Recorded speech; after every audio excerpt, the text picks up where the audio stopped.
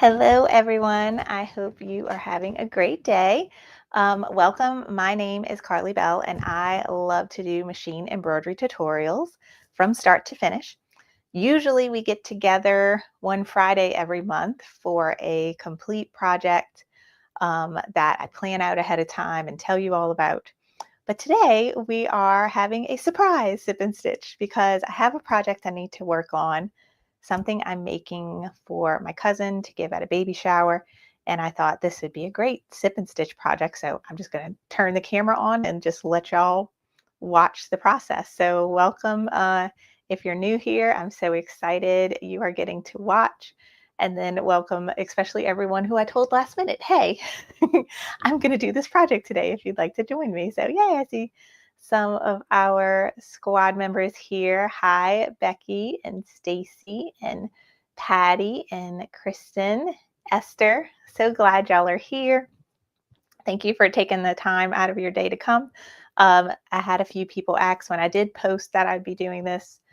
There is a replay. So as soon as the live is over, the replay is available immediately to watch on my YouTube channel and on Facebook. However, on Facebook, they are starting to delete live videos after 30 days of being on there. So that's when YouTube is kind of my go-to place, I would say, to watch. And then I'll also have this on my website as well after the live is over. So yay, so glad y'all are here. This is something I've mentioned in some previous videos. So if you heard about it, if not, let me tell you a little backstory. So my cousin Chelsea, she hand embroiders. She does really beautiful work. She's given me some Christmas presents before with our name embroidered on a pretty canvas, and it's like decorative with beads and stuff, and I have it in my house. And she has a friend having a baby. The baby shower is this Friday. I'm so last minute.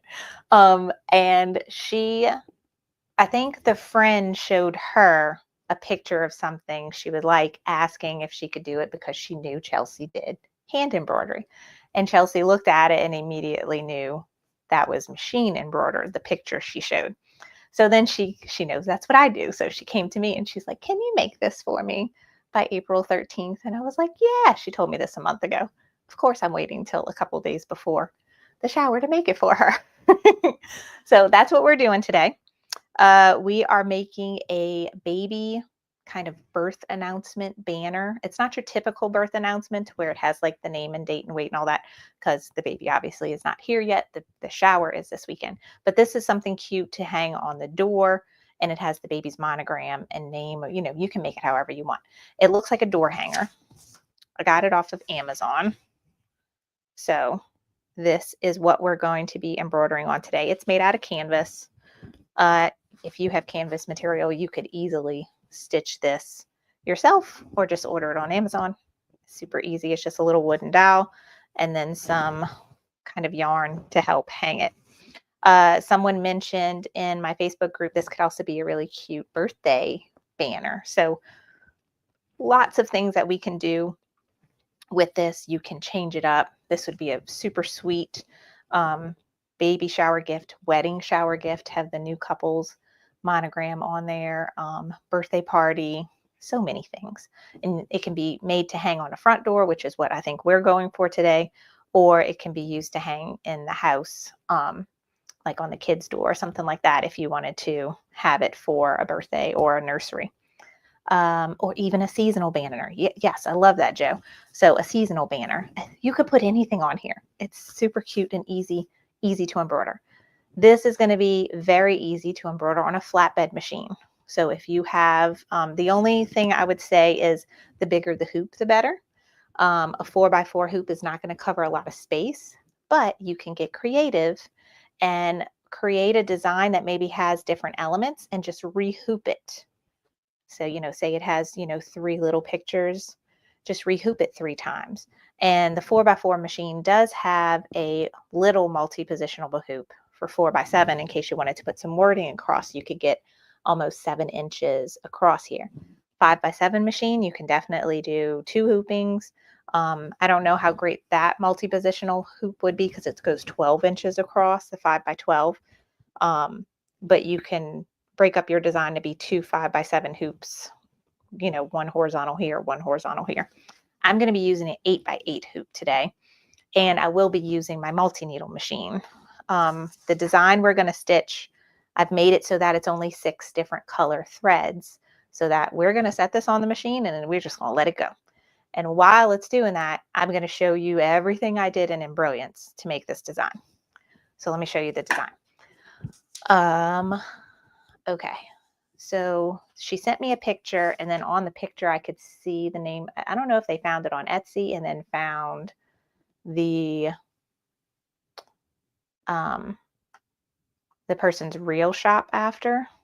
Okay, I'm gonna show you. My computer is gonna look crazy. Okay, so she sent me a screenshot of this, and I could see Olive Branch Embroidery.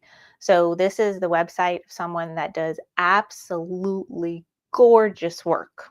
Gorgeous wreaths and banners. But this is the inspiration picture. This is what she wants. And I looked at this and I was like, yes, I can do this.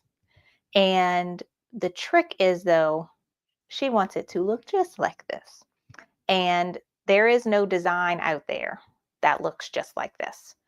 This is a combination of several designs put together. But I love a good challenge, and I went on the hunt to find the different elements of this design. And right off the bat, I noticed this monogram, and I knew who that was from. That was from Schuler Studio, which is here. They have gorgeous monograms for embroidery, and you can buy just 2-letter monograms. So yeah, that's what I wanted to say. It's not the 3 monogram like I think I'm more used to, or you may be more used to. It's more like 2-letter monograms. And she has several different styles. You can kind of see the difference between them, but like all of these are AB. And this one's AB, and this one's AB. This one's, so they all look a little bit different. I think this is the font we're going for, Monogram Couture. That's this font. And so I'm just doing that in the baby's initials, which are going to be AS. So I went on Schuler's website, I found the AS like this, and I purchased it. You can also buy the entire font, but they're very expensive. So I don't even know, is this it? Monogram Chic? No, Monogram Couture, this one. So it's $69. She did have a sale a while back, though, where it was half off. So keep an eye out for sales for this if this is something like where you would love to have the whole set. If not, just purchase the 1 2-letter monogram you need for the project you're doing. And these were on sale the other day. When I bought it, it was only $4. That was half off. So keep an eye out on that. She has good sales. Gorgeous, gorgeous work. So I knew that one right off the bat. This frame took a little while longer to find, and I ended up finding it on Etsy. And it's by a Etsy shop called LYD Mothers Young, and its name is Secret Garden Heirloom Crest. But if you look at it, just this top part is in the design, and they deleted this bit here at the bottom. So that's what's in our inspiration picture. And then the little storks and the name. Storks I could not find, but I found something close. And this is going back to, this is a company we stitched some designs from in our last Sip and Stitch. This is a gorgeous frame. I showed this to Chelsea to see if she just wanted to do this one right off the bat, but she liked the inspiration picture. But what I did was I bought this design and I just stole the storks off of it and added it so that they sit like this. I think I did it the opposite direction. And then the font.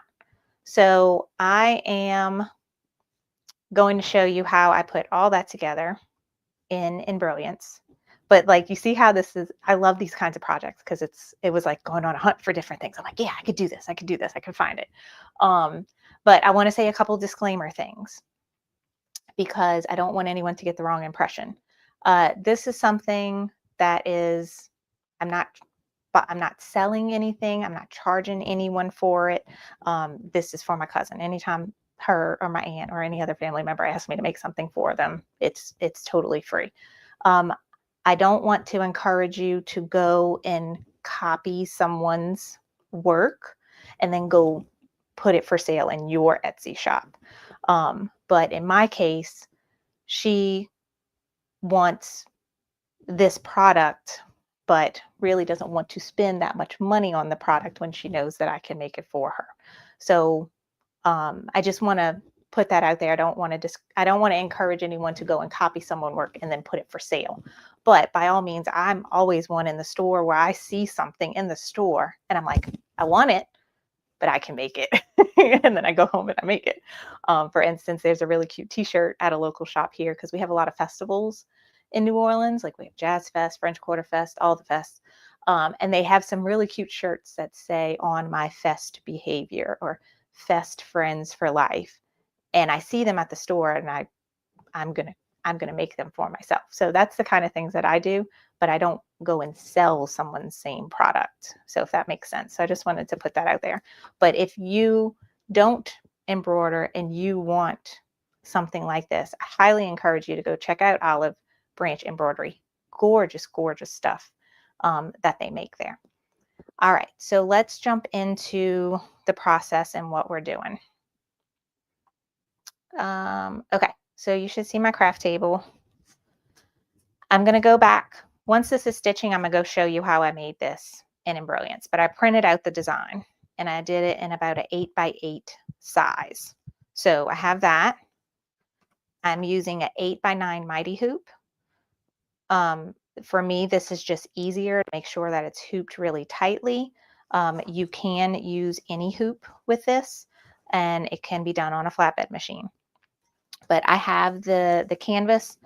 The ones I bought were on Amazon. They came in a 2-pack, and you just slide out the wooden dowel and the little yarn bits so that it's completely flat and easy to embroider. And I'm using tearaway stabilizer. So what I can do first is just eyeball my printout so that, so 5.5, so that would be 5 3/4. No, that looks way off. 10.5. No, that'd be 5 1/4, not 3/4. Okay. So that's the middle. And as far as the up and down goes, that's kind of eyeballing it. But what I'm going to do is, let's see.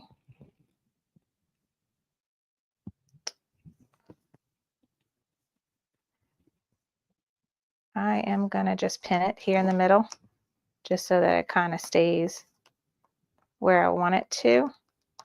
I don't have a lot of wiggle room in, poke myself, in this mighty hoop.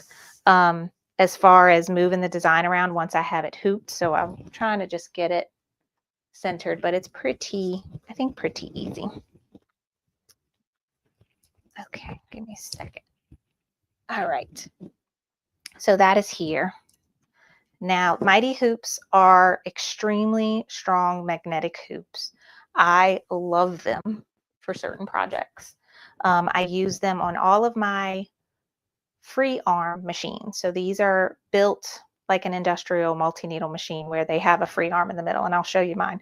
I have free arm machines that are single needle, like the Brother PR1X or the old Brother Persona PR100. Baby Lock makes some versions of those same machines too. I used mighty hoops on those machines before I got my multi-needle machines, but they don't make them for flatbeds, but anything with a free arm is great. They do have other magnetic hoops for free arms that are made by Dime, and I found some on Amazon too, made from like Embroidery, I think. So I'm just going to lay my tearaway stabilizer. You can see I already practiced hooping this to make sure everything fits. So I kind of got little indentations in my stabilizer already. And I'm just going to try and eyeball center this. This like barely makes the cut to fit in this hoop. just like barely. So I'm just gonna try and feel my way to make sure that it is centered as it can be. And then we take the top hoop and I do the warning side going away from me, and this side with the little indentation, that's where the tab is on the bottom hoop. So you know that like you're putting everything together. And we're gonna snap. And because I didn't do 2 pins, this keeps rotating, but I'm wondering if it might be a little too close to the top. Might need to slide it down a little more. So they are hard to get apart once you get them, but it can be done. It's just you got to get used to it, I think. Okay, so I think this needs to come down a smidge.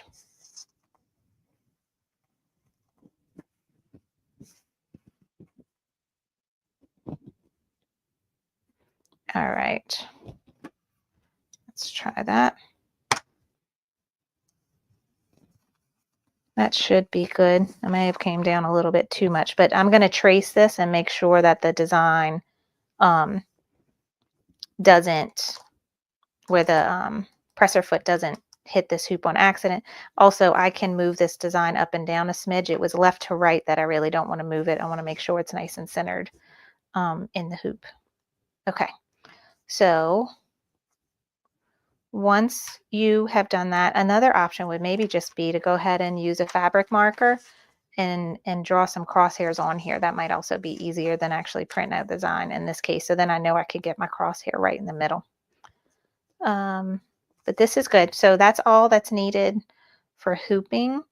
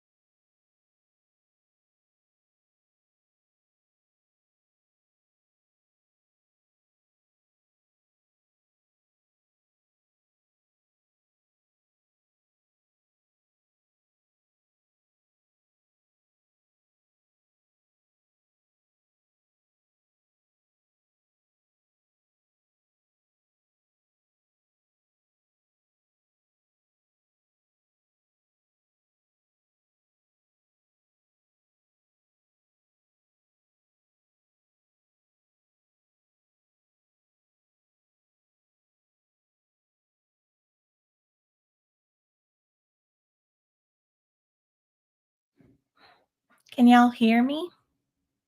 Because I don't know what's going on with my camera. It just went away. Let me,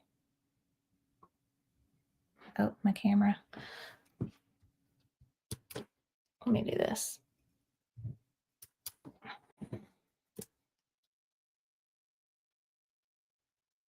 Mm-mm. All right, let me quit some things. I might even have to quit this too. Quit.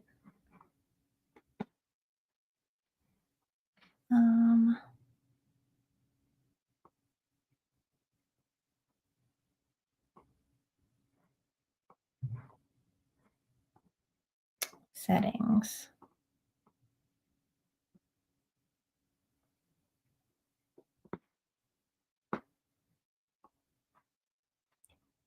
Okay.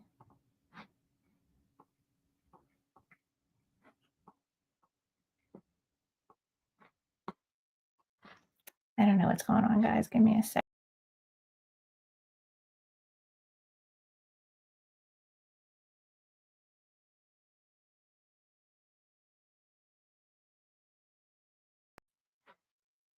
Okay. I got you on. This is my laptop computer. My all my cameras seem to have gone cuckoo. So let me restart on my camera programs and see if I can fix this.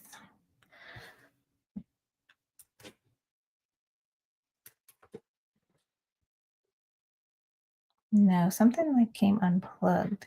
Let me look behind my stuff. Sorry, guys. If I only have my laptop camera, it's not going to work very nicely. Because then that's going to be hard to show you the machine.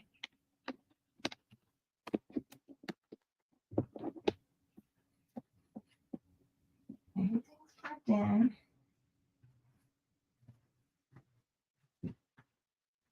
Okay.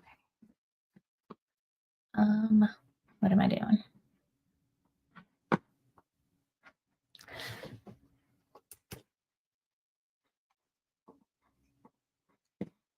Okay.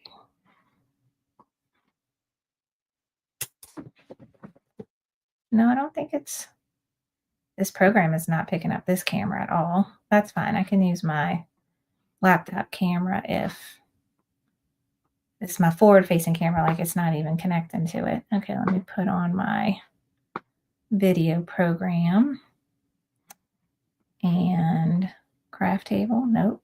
So like nothing wants to work. Yay. Don't you love technology? This kind of stuff hasn't happened to me in a long time. I guess I'm due for it. Oh. Okay, well, let's get by with the laptop. The only thing is I hope I can still show you Embrilliance. Okay,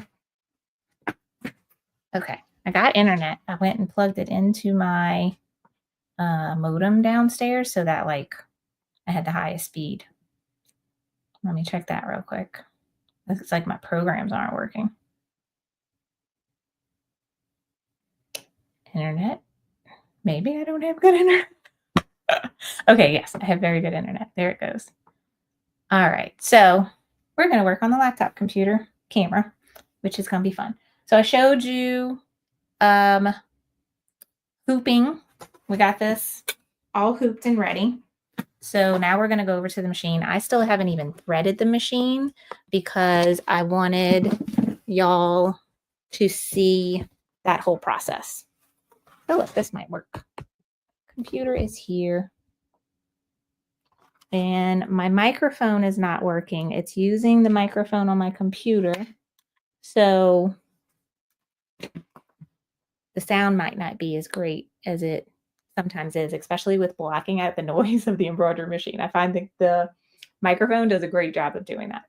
But this is the machine I'm using today. This is the Brother PR680W 6-needle machine. It is absolutely amazing. And one of the perks of this machine, of course, is the free arm. This is going to come in super handy when you're doing baby onesies, kids' shirts, bags, pockets, because it's so much easier to hoop things and get them on the machine. The other great advantage is it has 6 needles. So for instance, this design has 6 colors. We have pink, mint, white, black, this orangey color, and then a light gray color. That's all the colors in the design. So when I set this up, I'm literally going to press a button and it's just going to go, and it's going to change when it needs to change. Super helpful when you have designs that are all stitching like this. When you have applique, you still need to have your machine stop so that you could do your bits of applique. But this is going to be beautiful on here. So first thing I need to do is thread the machine. One thing with me, with doing all this for hobby and for teaching, is I never use the same colors that are always on there. I always end up changing my colors with every single project. But although this looks intimidating, it's not bad at all. And that's why I waited to do this so I could show you. I already have black and white on there. I got big old spools of black and white because I do use those a lot. And then here's my pink, light gray, mint, and this kind of orangey color for the storks. And I have 4 empty spools back here. So all of this might be a little bit hard to see, but they each have, little spool caps on them. Take that off. And I'm just going to set up the spool to sit on its little holder. For this one, it here. I also have to make sure these are done good because my cat likes to come in here and mess up all my threads by trying to climb in between things. Okay, there's a little hole there, and there's a hole here. Sorry, I don't know if y'all can see what I'm doing.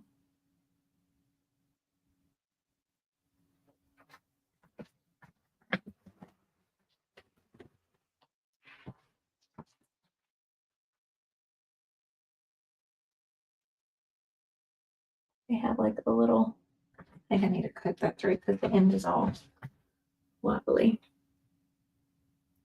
There we go.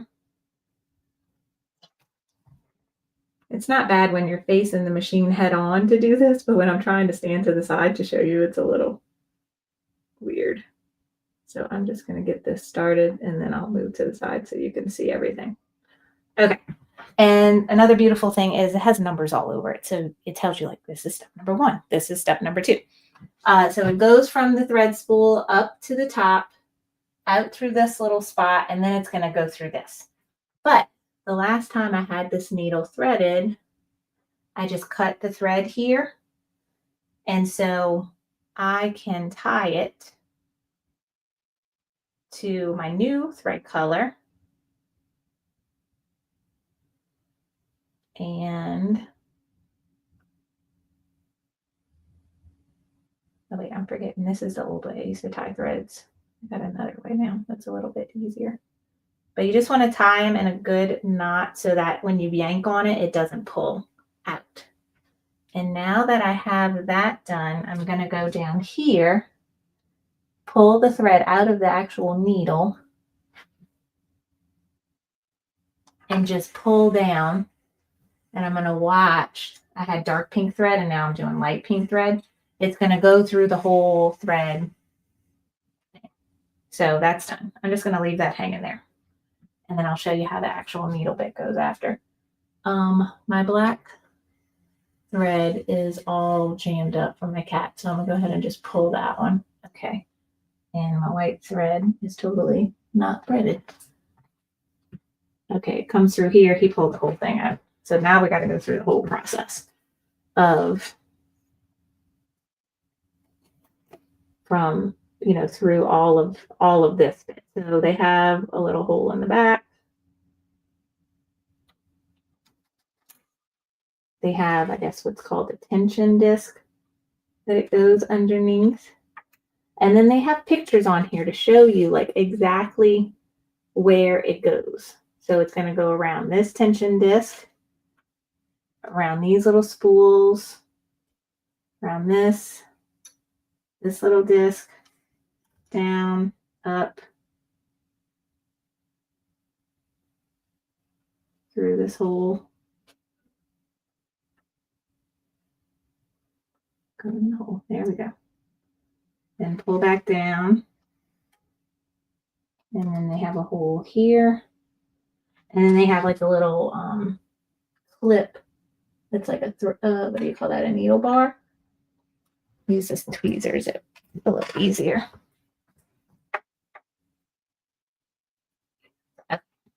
So I have these 3 needles are threaded with what I want and ready to go.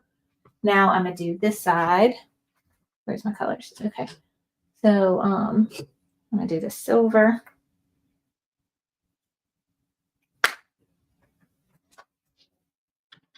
And this one already has the thread all going through. I just need to tie it.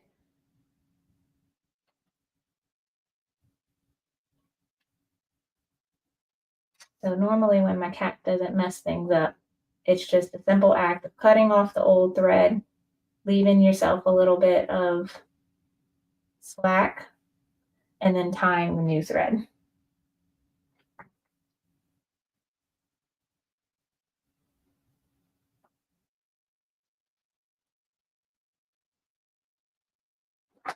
One doesn't have a lot of slack, so it's not giving me a lot of wiggle room for my knot. There we go.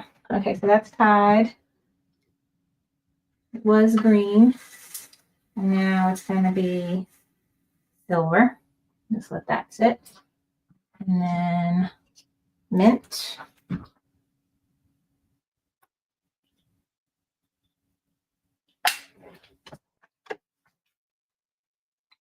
All right, this one is going to be a little easier. This was gold.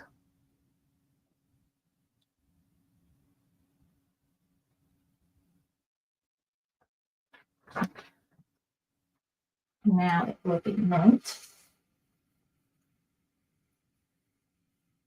There we go.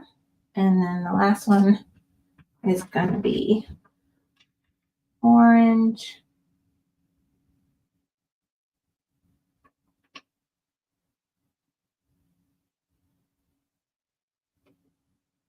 And that looks like it was a dark pink before. So dark pink. And sometimes it may get hung up and you can just help it. There we go.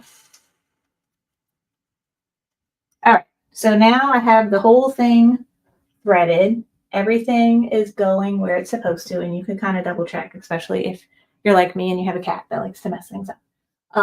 And you can take your little spool caps and put them back on top. This will just keep them from jumping around and the thread from feeding off of them properly. So just those do it, not the big ones. And now we can, this has an automatic needle threader on it. So you see how I pull them all through and I have them down? Now we can actually go and thread the needle. So on your home screen, there's a button right next to the clock that looks like an arrow, 2 needles, hoop, and an arrow. So you click that. And this has all 6 needles. So needle 1 is here, and then 6 is over here. So it goes that direction. It's also labeled for you on the machine. So it's on number 1 now, and it's highlighted, and I could see that 1 is over the needle plate. I can click the needle threader button. My little prongs thing are going to poke out.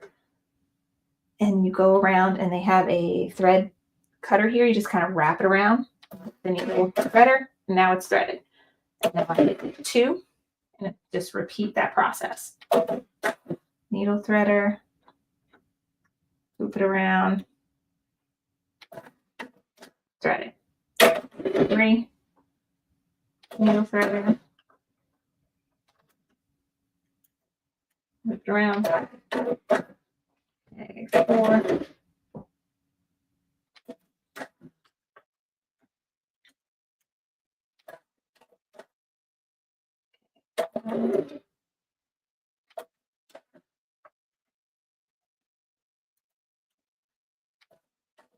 And last one, 6.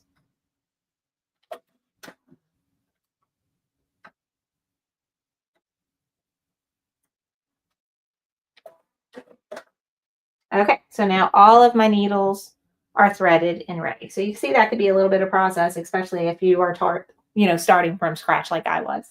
But ultimately, it's going to be worth it when we're stitching because now I don't have to do anything else. So now you can also set up to tell the machine what color thread you're using. But for me, it's just easier when I open the design to tell the machine which needle to use. Rather than it figure out the colors by itself. So I've already sent the design Wi-Fi to my machine from Embrilliance. And here it is. And I'm just going to hit set. And I'm going to hit end edit. And I need to put my hoop on. So here it is.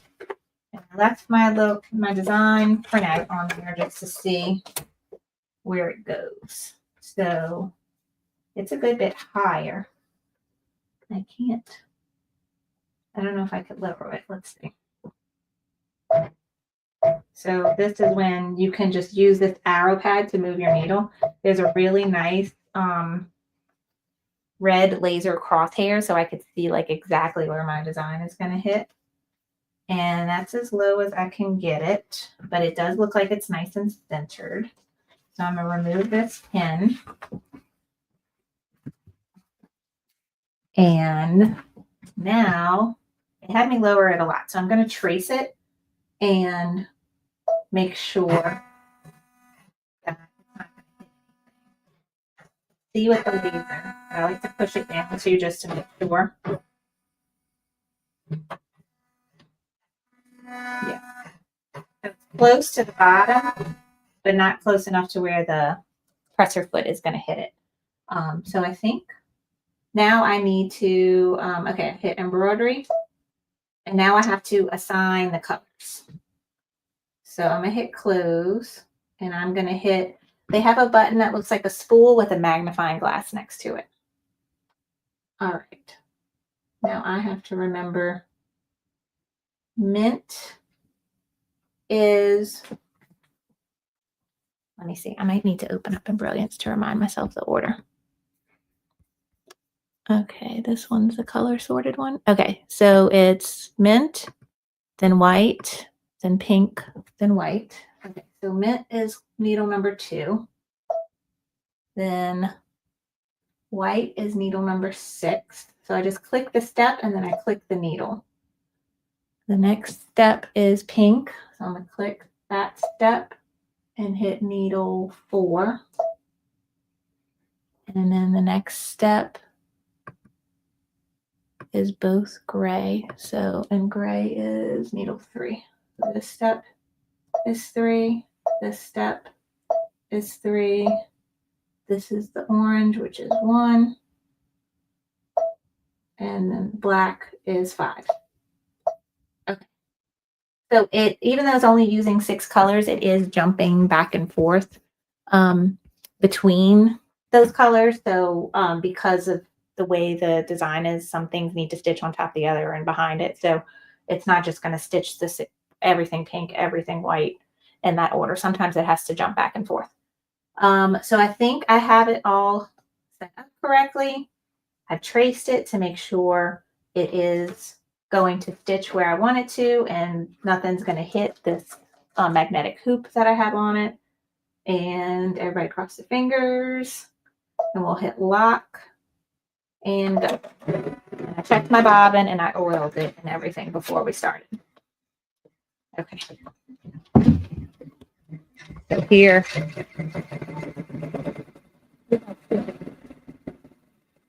So now things will probably be loud because I don't have my microphone. Let me know how the sound is. And if the machine is like too loud for y'all, can y'all hear me talking over it?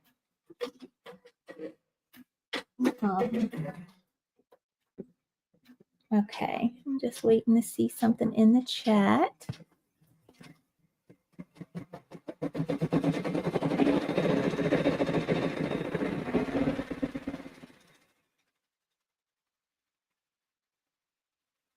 All right.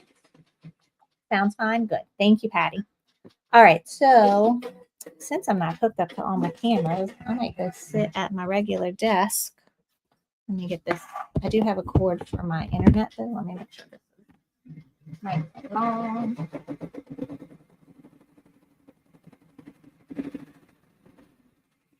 Okay. Now I'm going to take y'all over to my desk, and I could hook you up to my different. I got this big display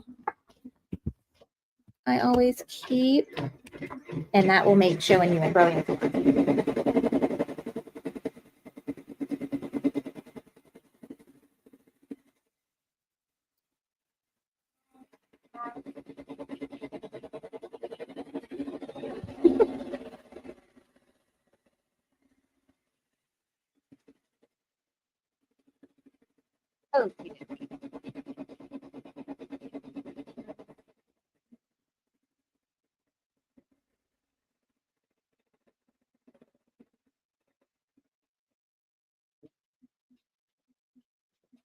Okay, so Joe has a question. Little muffled. The sound's a little muffled. Okay, I'm gonna try and speak loud. I know my husband always tells me, like, when we're out in public, he's like, and like talking to a cashier or something, no one can hear me speak. So I'm going to speak loudly. All right. Joe X, what made me to decide these banners over others? Honestly, it was one of the first ones I saw when I did an Amazon search. And I think someone in the Facebook group actually made one like this recently. And she posted the link of the banners she bought. And those were the ones I bought too. So nothing in particular. They just looked like what I needed. And I think they had good reviews. They were like $14 and prime shipping. All right. So let's see. can I do a different, can I show you my display?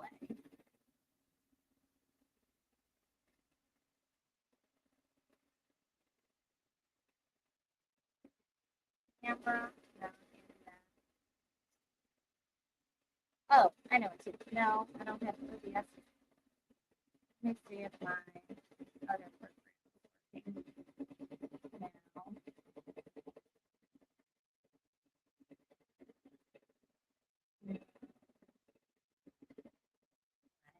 Okay. Tell me if y'all see my computer screen. Yay, I think it's working. Okay. So this is Embrilliance Essentials. And this is the design that we're stitching. But I'm going to make it a lot bigger. Also, let me see if I can get my microphone to work because I'm really nervous that, yeah, y'all can't hear me.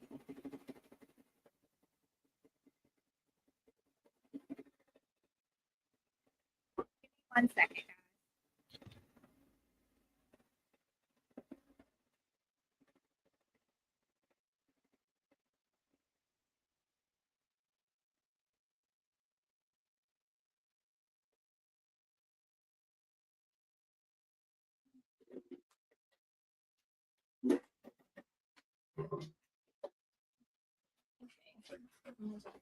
Usually I have this whole contraption.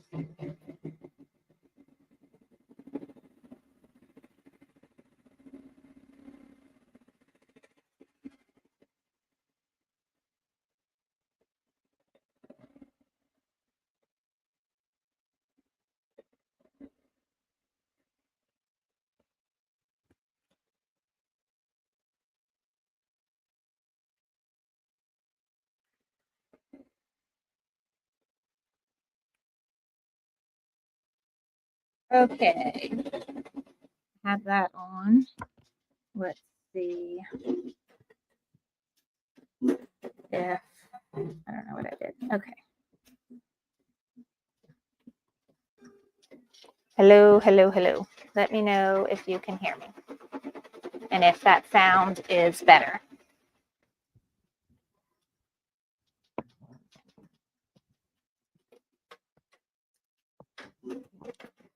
So I just think I plugged in my microphone. Hopefully y'all can hear me better now and won't have all the background of the machine being loud. So please let me know in the chat if you can hear me okay.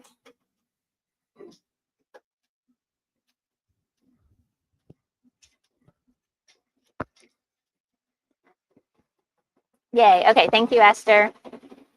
All right. So this is what we are making. And I showed you all the designs on the websites and stuff. So now it's just bringing it into Embrilliance. So, and this is where I did a couple things with both tools from Essentials and tools from Enthusiast. So I wanted to show you because some of the Enthusiast ones were super helpful with breaking apart designs. And so let's start with a new canvas. So we've got a new hoop. And I'm going to go to my preference window and change it to a 8x8 hoop. Apply. Okay. And let's back up and see the whole hoop. All right. So I think the first element is the frame. So I'm going to open up. Here's all my embroidery designs. And I have them organized into categories.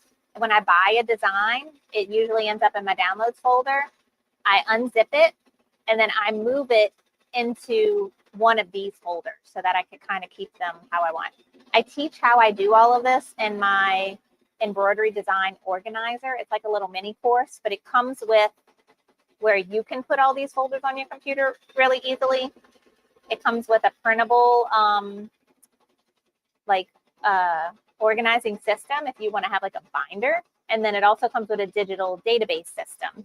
And it just shows you how to use it all.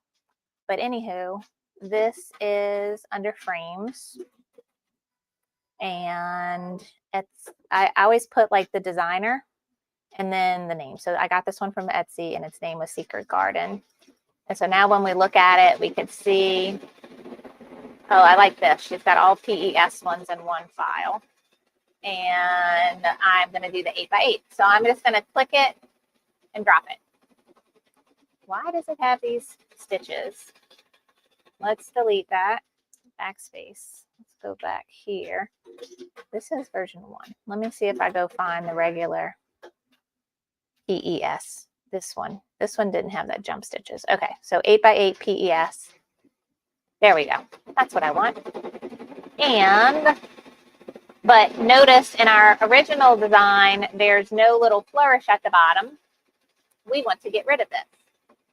But when I look at it, that's all the mint, that's all the flowers.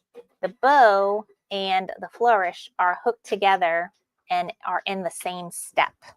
So I can't just click on this and delete it. So there's an option to do it with Essentials, where you use the stitch simulator, and we go over here to the blue. We would find where one design ends and the next design begins. And then we click the stop button, and that creates a color stop. And now that would make this bow a different color from this flourish. So that's option number 1. And that's if you have only Essentials. If you have Enthusiast, when you purchase Enthusiast, you get a lot of new features. And one of them is the stitch edit button. And with this, notice how the screen changes. And now each of these little points, that's where the needle enters the material. That's every needle point there. And when I go into stitch edit mode, I can go and select individual stitches. So what I'm going to do is choose the lasso tool. So this is like freehand drawing something. And I'm going to start here. And I'm going to draw around this.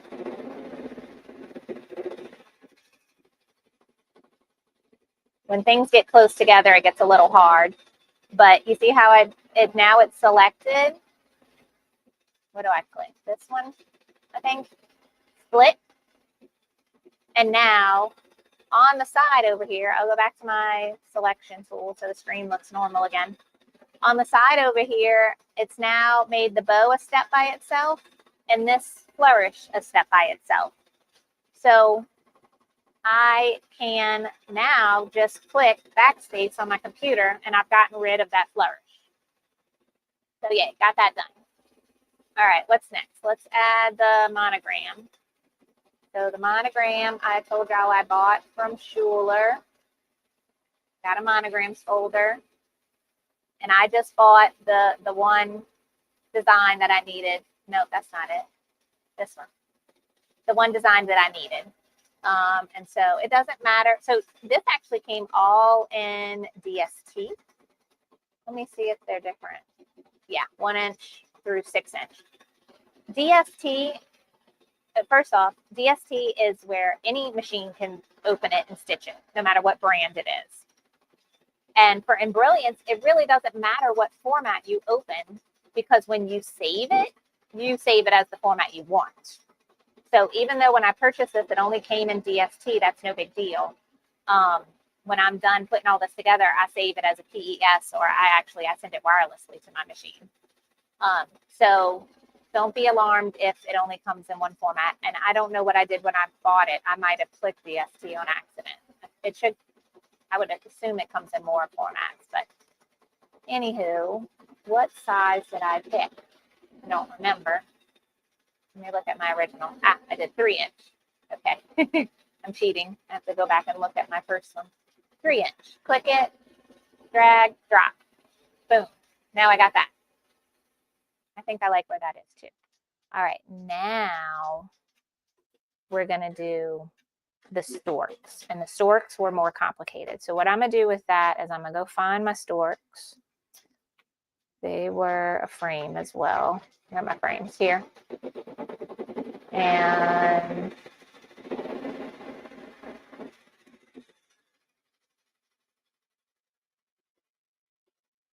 I don't see it. Now I put it in here. This is not it. This is not it. This is not it. But it's from that company. Oh, I bet you it's still in my downloads folder. Okay, give me a second. Let me go find it real quick.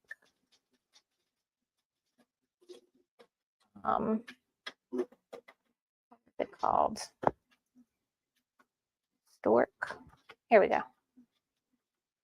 Oh, I put it in baby showers. That's why. Okay. Let me go back and show you. Oops, this one. Okay. So I didn't have it in frames. I saved it in occasions and baby showers. And there it is. So I'm going to open that. And I don't remember what size I tried. Let's try 5. So I'm just going to double click this and open it in Embrilliance. Okay. And my goal here is to grab just one of these storks and copy it and paste it in here. So let me see if I remember how I did this. This is where you're really going to want Enthusiast because it was super hard to do it with the stitch simulator button and stopping things. Much harder. So this one is easy in that I can click the pink and then click, let me see. Let me see what I don't remember what I did. I did this. Let me stitch editor and let me just try and grab. Oops, I totally missed the bottom feet, I think. Let me do that again.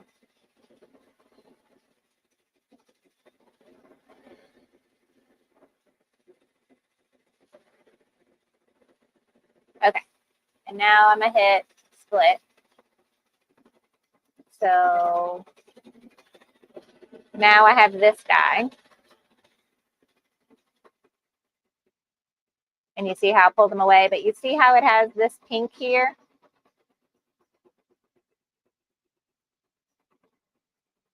So now what I'm gonna do is I'm gonna select my white and I'm gonna do what's called lock, so that even if I accidentally select some of the white stitches, it's not gonna mess with it.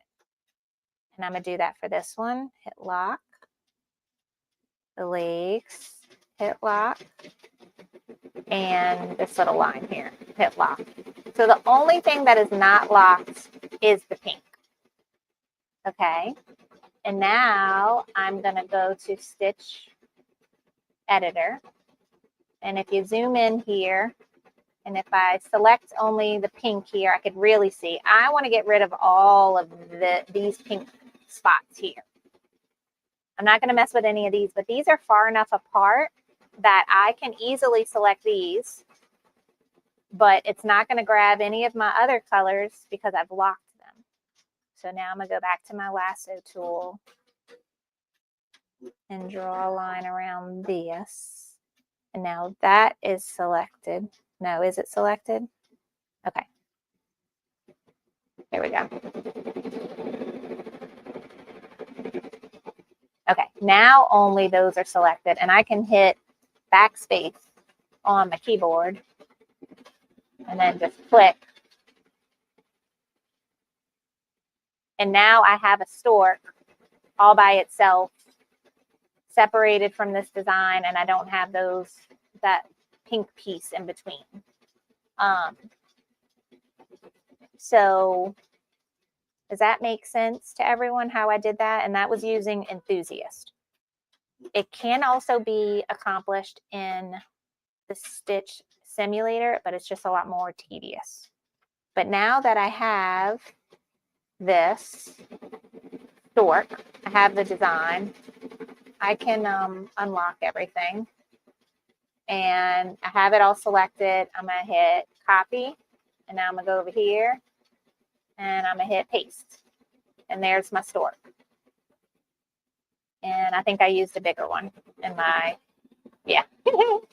All right, just so that I don't have to do that again, I'm gonna make it bigger. But I would choose the bigger design.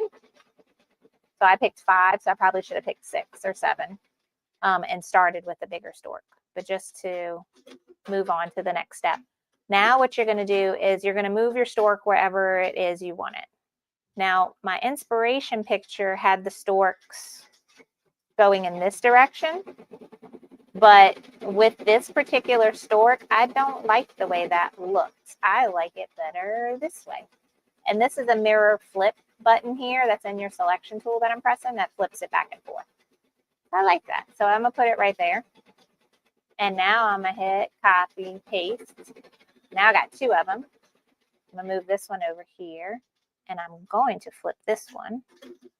And I'm gonna kind of see where I want it. And if I wanted to select both of these and make sure that maybe like they're aligned at the bottom, I can go here, align bottom, and hit apply. It didn't look like they moved. And it closed. And then you see this is the middle part for these. I could move them over so that these little boxes are falling right on my middle line. So now I know they're right and centered. So that's kind of where I want it.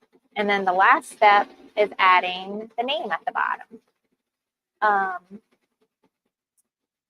So I'm going to hit the lettering tool. Now I'll get my ABC. And now I just go find my design, my font. And I remember it was JD. It's from Jolston's Designs. Probably could just hit J on my computer. There we go, JD. I don't remember what size I did. Maybe this was it.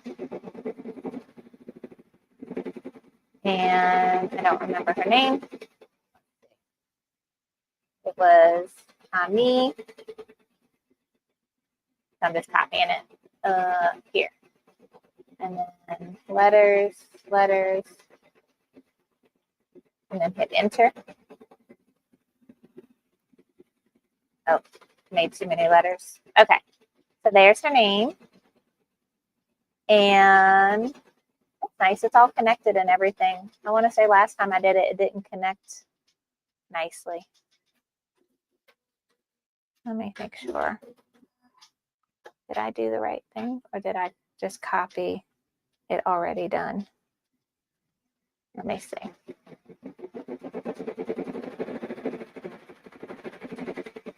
Let me do it again and make sure I just didn't copy my name from the other one. Okay, so now I'm starting from scratch. AMEE space LOUISE space FTRODERD. Enter. Ah, see, this is what it looks like. And that's a little too big. So let's do the 0.5 inch. There we go. This is what it's going to look like when you first type it out. And you have to move it to get it to look like it's connected. So the trick is select it and you have little green boxes over each letter. And you can click the box and now just the M is selected. And if I hold down just the green box in the middle, I can move this M wherever I want. Okay, but I'm gonna show you another trick. If I go and choose the down arrow on the letter here, it's going to move that letter and everything after it. So that sometimes makes connecting letters a little bit quicker, and that I'm shifting everything over. So like if I just did this, now I have more space between my E and my S, where if I do this, now I have the same space between the E and the S. All right. And this is just eyeballing it. Sometimes I like to use the cursor on my keyboard to move things over. so that at least that way I know the bottom is still on the same, like alignment. If I just use my arrow keys on my keyboard and move it left and right, then I know at least all the bottom is still aligned. When I pick it up and move it like this, there's a chance I'm throwing it off alignment. But I find this font is pretty forgiving with that. And I find with some of the cursive, it may need to actually get shifted up or down just a smidge so that it fits right. Okay, so that's how I got it to look like this. And then her name actually has a little apostrophe or what accent above this E. So one way to know if your font has what letters it comes with, what's the word? Characters it comes with. Now I have Alphatrix installed. If you don't have Alphatrix, you'll see, I want to say like a question mark button or like the I with a circle information button right here. And when you click it, a little pop-up screen comes up and it tells you about that font and it shows you all the characters it comes with, including punctuations. Because I have Alphatrix, which I have not played with at all, I don't know how to get to that same kind of screen. That's my font, but how do I see the information on it? I don't know. I'm not going to show you stuff I don't know. But if I didn't have Alphatrix, I know that little information or question mark button would be there, and it's easy to see what punctuations come. But another option would be, let me just click. There's my, I just made a new lettering design and I'm gonna hit comma, enter, and I have it. So that this font came with a comma and I can go drag it and put it above the E. I can't remember like what direction it's supposed to be, but something like that. So now she has, I think I have it on this one. Yeah. Now she has her little accent above her name. So now this one is done. The only thing, let me put this here. Let me delete this. Okay. So now this is done.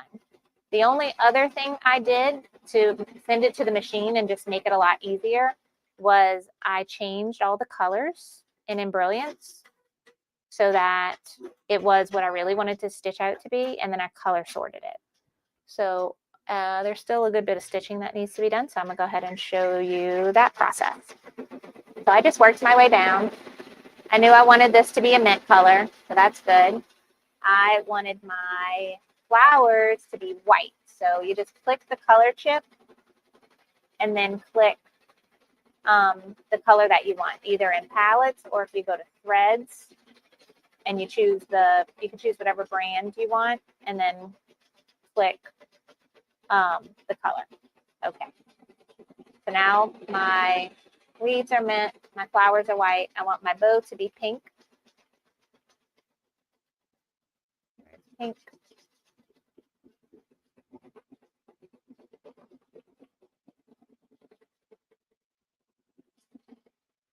There we go. That's pretty color pink. All right. So that is right. Now my monogram, I wanted both of them to be pink. Yes. So I'm going to click on this letter, black. And now if I go to palettes, ooh, which pink did I pick? I think it was this one, chiffon.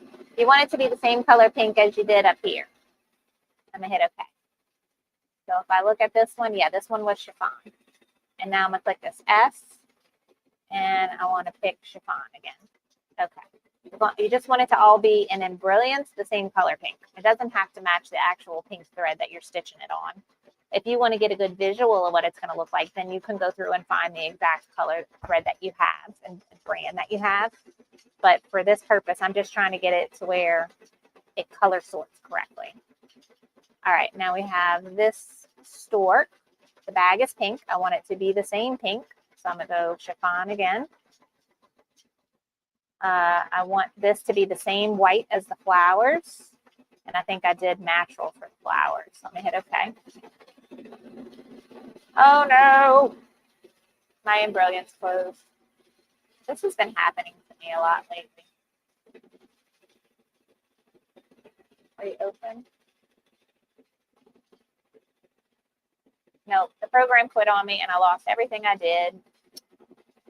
And that's why we save working files. So if I go back here, I keep doing this. Okay, here we go. In my folders, I made myself a folder that says working design. And whenever I work on projects, I save them as I'm working on them when things like that just happen, or my program just totally bailed on me. Sometimes when I click reopen, it will reopen the last thing I did, but in this case, it did not. So let's go here.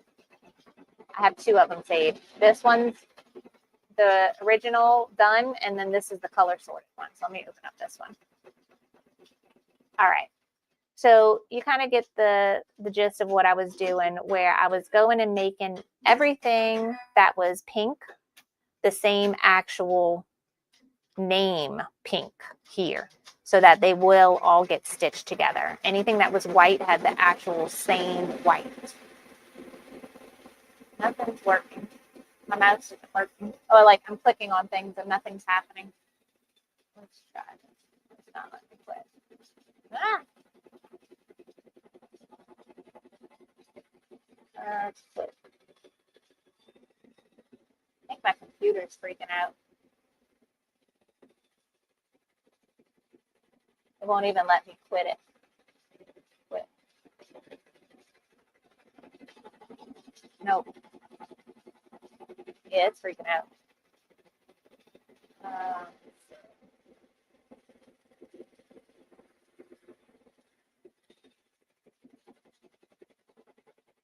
I don't know how to like put this in the trash. Here we go.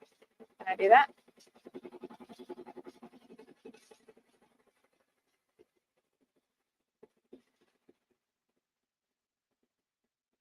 Nope. It won't let me even close the program. Oh, it recovered. Yay, that was what was wrong. Okay, so we're almost back to where we were. We just lost. Oh, we didn't have the name and the other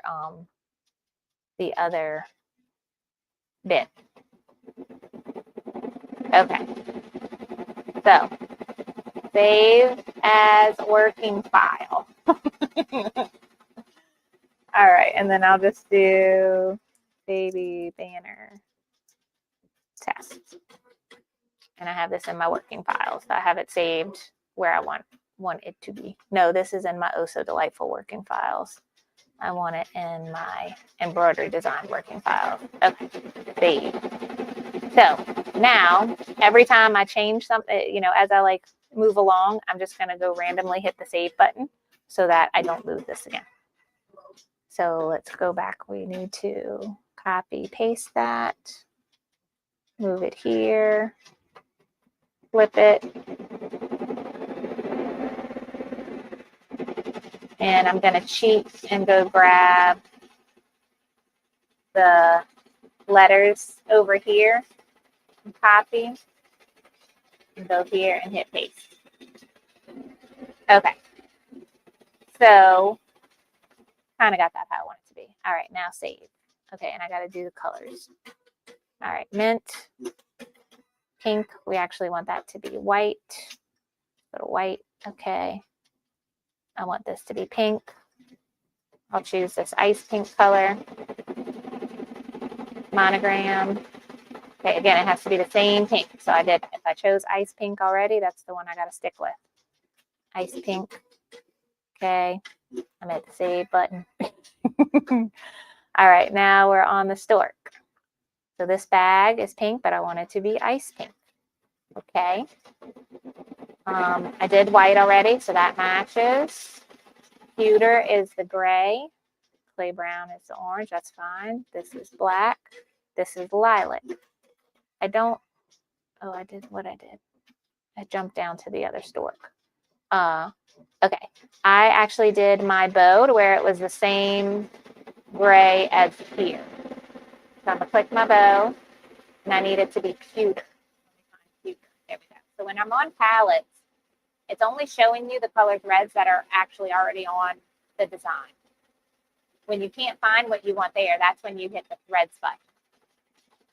Okay, so that's the first stork. The second stork, I need that to be ice pink. White, pewter, clay brown, that's fine. Black, and then lilac needs to be pewter. And then my letters need to be the same pink. Ice pink, that's correct. Ice pink, that's correct. So now everything is colored the way it should be. And anything that is pink is the same actual brand and color pink. So now I can go, let me save it. I can go to Utility, Color Sort. And it has reduced the design by 7 color changes. I'm going to hit New View. Now, when I click this down button, I see the mint, I see the white, I see all the pinks done. Now, it had to do the bird on top of the banner for the way that it's stitched. Pewter, clay brown, black. I did pewter again. There's no reason why this pewter and this, oh, I see, because this one is stitched right on top, but I could move it. So if I did this. So now when I send it to my machine, these two steps will go together. The reason why the program didn't put it together is because there's a teeny, tiny, tiny, tiny, tiny overlap here. And so the computer thinks, okay, I have to stitch this line first before I could stitch this line. So I'm not even going to put them, merge them together into one step like we did this one. You know what I mean? But I think it's okay. It's so insignificant, the overlap there. Now, the last other thing that I did before I sent this to my machine is you see how these birds have a really big section where they are over the vine? There are stitches behind that. And you can have Embrilliance remove those hidden stitches behind the bird. And to do that, you would go to your selection tool, and then this button right here is called Remove Hidden Stitches. Now, when I click that button and then I go here and I decide to move my stork, it recalculates. It's not going to be super obvious to see the hidden stitches, but I think one way I can is if no, this one it won't. Let me show you how I can do it because I have one that's done already saved. Okay. Color sorted PES. If it's in the working format, not the working, BE is work format, stitch format, you will see the hidden stitches. So I'm going to open this one and I'm going to click my storks and I'm going to move them. Now look where the storks were. You see how it deleted the green and the white stitches that were being covered up? And they just have these kind of jump stitches that are still happening. That's okay. And that's when you can actually see the removal of the hidden stitches. You have to have the, oops, let me just hit undo. You actually have to have the stitch file open. If you do it in the working file, if I select the storks and move them here, it goes back and it puts all those stitches back there. So remove hidden stitches is a nice feature. It helps prevent extra density and stitching being in areas where it's not needed, especially with a fill stitch design. Okay, I think that's everything I wanted to show you in Embrilliance. And let me go give you a peek of the machine, because it's stitching and it's doing a beautiful job.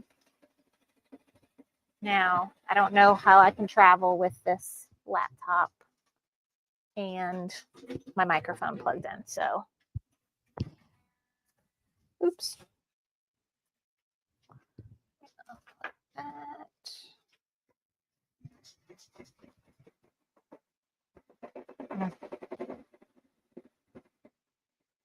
Okay.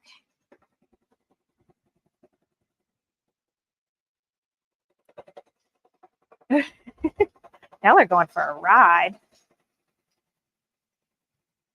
How much closer I can get with the microphone. Can y'all see that? So it's starting on the storks now. So it's looking absolutely beautiful. And I can see where it didn't stitch some of the vine area here and over there, and that's where the white of the storks is going to be. All right. So I'm going to set you down. I got to go back to this screen. Okay. So yay. So let me know. This design, according to my machine, is 24 minutes of stitching, not hours. And no, I am wrong. 62 minutes of stitching. And we are 40. So it still has 20 more minutes of stitching. So that is a good amount of time. I don't know what else y'all want to talk about while this is stitching. I did not realize how long this was going to stitch out. I did not pay attention when I loaded the design on. I admit to look at it when I loaded it the first time to check the frame and everything with the tracing. I was supposed to look at the time and I forgot. So yeah, we still got another 20 minutes or so of stitching, but it's doing a beautiful job. Let's see, some things we can talk about. Ooh, I'm going to be on, I'll tell you about my upcoming videos. Tomorrow I'll be live. Hopefully I'll get my cameras working. And we have a sew along that we've been working on for several weeks now for the Oh So Delightful quilt from Kimberbell. So we're going to be live tomorrow, Thursday, April 10th at 10:30 a.m. And we'll be stitching the next part of our quilt, which is the filler blocks for section 2. So I'll show you what I got done so far and show you what the overall thing is supposed to look like. So this is what I got done so far. So this is section 1 of the quilt. And this is what the whole quilt looks like. So if you're interested in that, I think I put a link for it in the description box. It says Oh So Delightful Sew Along. I got a whole page of information about it on my website. And then you could join us every Thursday and stitch out a new part of the quilt. It's all recorded, so you can watch the replays whenever you want. So we got that going on. That's tomorrow. Then next Tuesday, I will be live on Sewing Machines Plus. I do a Takeover Tuesday every month. It's usually like the second Tuesday of every month, but I think that's going to be changing now to fit the schedule. So I will let y'all know ahead of time, but I will be live on their YouTube channel next Tuesday, April 15th. And we are going to be doing an Easter project, last minute Easter project. And I've done this before, but it's so fun and easy to do. I figured it's worth teaching another time. And the video is super old, but see these cute little bunnies? They're from Walmart. These are a super cute Easter present that you can personalize. So what I'll be going over in the class is how to embroider a name. And if you want to embroider like a name on one ear and the year on the other ear. And I'll go over how I take the ear apart so that the back of the stitching is not visible on the back of the ear. So that's what we're going to be doing on Takeover Tuesday next week on Sewing Machines Plus is website and YouTube channel on how to personalize Easter bunnies, stuffed bunnies. You just need to make sure they have a long ear is the only thing. After that, we'll have our sew along again. Check upper and bobbin thread. So we are on, yes, I see the thread broke here. All right, so I just need to rethread the needle.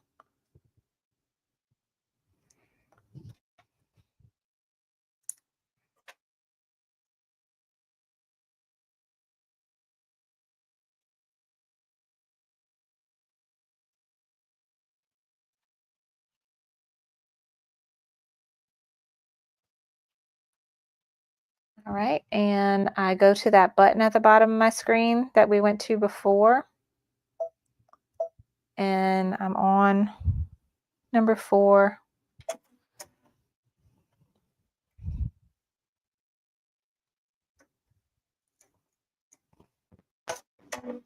Okay, rethread it. Hit OK. Now I'm going to go, we're on the name right now. I'm going to go to the needle plus minus button, and I'm going to back up about 20 stitches so that I know where the thread broke and then where the new bit has some overlap so that we don't lose the stitches being locked into one another. So I backed up 20 stitches, I hit OK, lock, and go.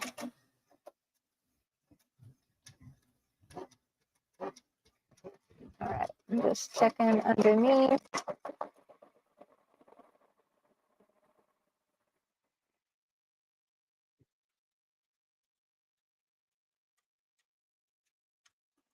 All right.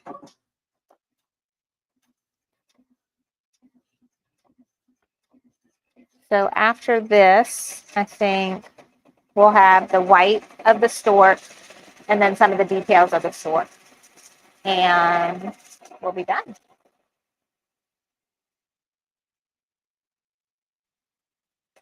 All right.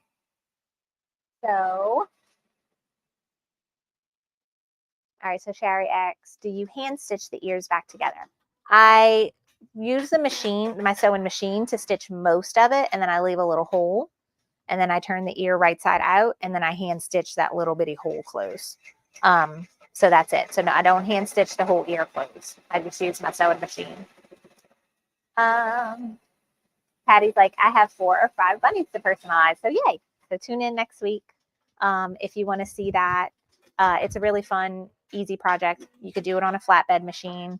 All you really need is the bunny, some tearaway stabilizer. Sometimes sticky tearaway might be helpful, even though we're dealing with a lot of fuzz.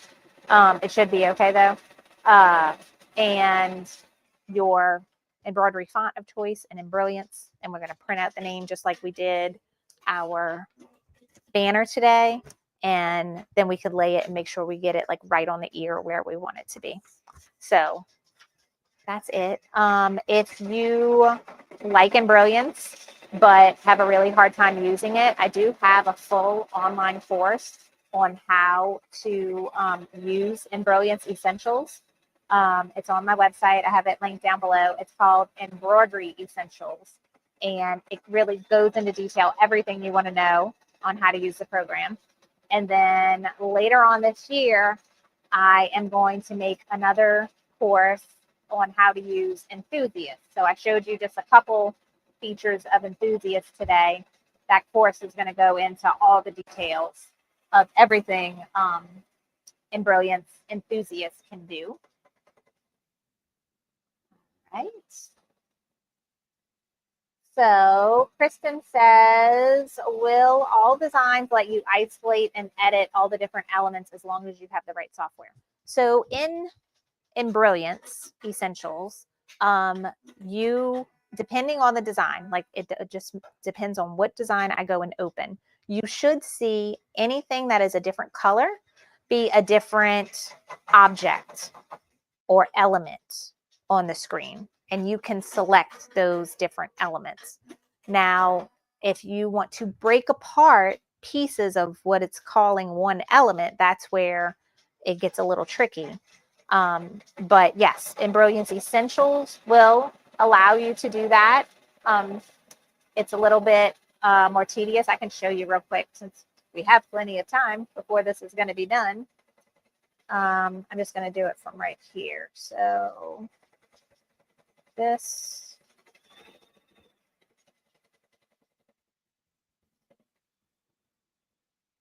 Okay, I'm going to show you my computer. Let me just go open a different design. Let's see what other working designs I have. Here's a bib. I don't remember.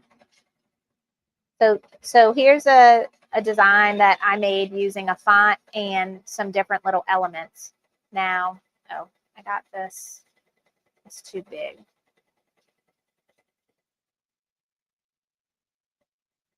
Okay.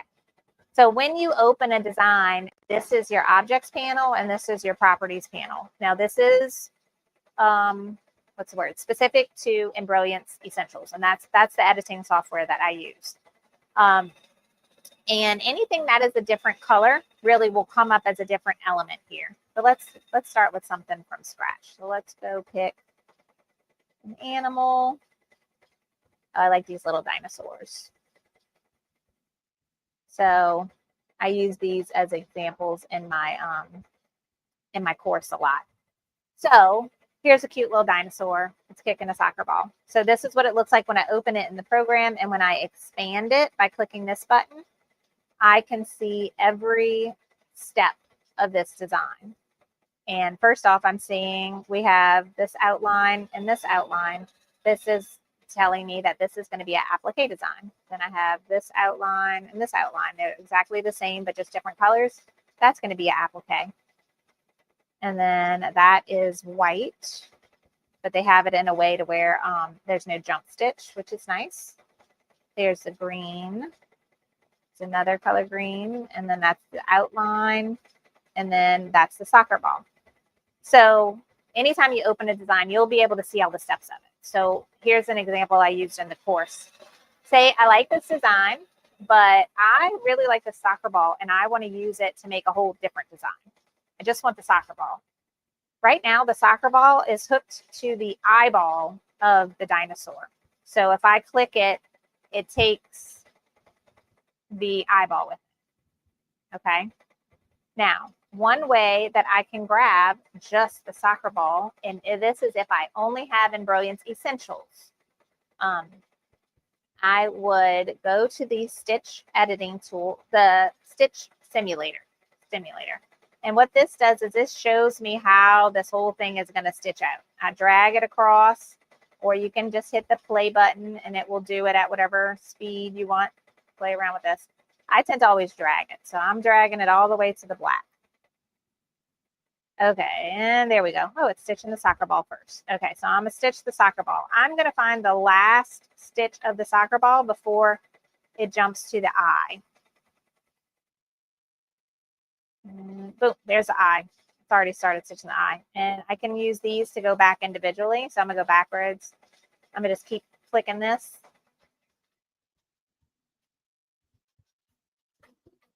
Until it goes to be the last stitch of the soccer ball. Keep going back. Almost there, and boom. Okay, now it jumped from here to here. That's the last stitch of the soccer ball. I'm going to hit the stop button. Let's say, sorry, the machine was being very noisy. Made me nervous. Okay, seems like it's fine. All right.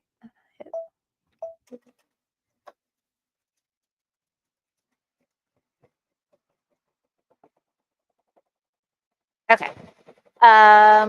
So I hit the stop button here. And when I click that, the thread color panel comes up and it's telling me, okay, you want to create a stop here. So what color do you want the rest of that design that you split up to be? And say I wanted the dinosaur to have these, or dark green, lavender eyes, whatever, a different color eye. I could pick anything off this palette, or I can go to my threads and say I want him to have blue eyes. I can pick blue. Okay. So now what happened was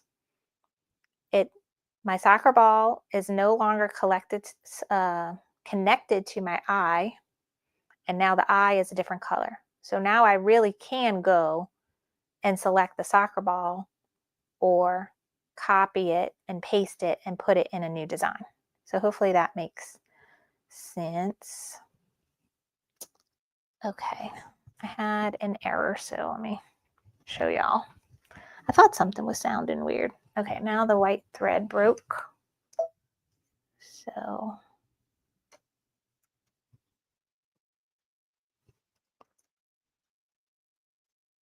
yeah, it's stuck. No, is this? Oh no, it stitched the storks as gray, not white.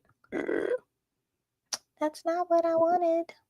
Oh well, it's too late now. All right, there is something wrong with the thread is caught up in the spool cap over here, so that's what's wrong. Man, I got one stork completely stitched out and it's gray, and the other stork just started. So I think what I'll do is, it's so light that I think it still looks good. So my options is to keep going with this light gray and change it to be a different color to do those accents on the stork and the bow on the bag, or I can change this to be white and go back and stitch over this, or I can try to remove the stitches. Let's see.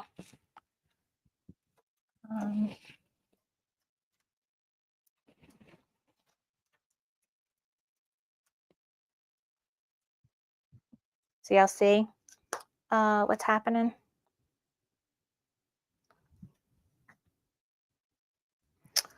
All right, so question. I probably need to go back and stitch over it. Let me see. You see how this is a fill stitch? I probably can get some of these stitches out. I have gone and stitched over things completely before. I have done that. I don't know how well that's going to work here and if it's going to be too dense, but I feel like it should be white, so I need to do something. Oh, sorry, I don't have my camera looking down to be able to show y'all, but I'm leaving everything in the hoop, and I'm going to try and use a seam ripper to get some of these stitches out.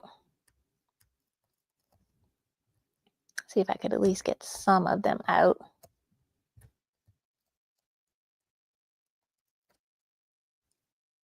And then stitch the white over it. It's okay if there's maybe a little bit of gray left. The white should cover it up. But the main thing is I want to make sure I don't compromise my hoop.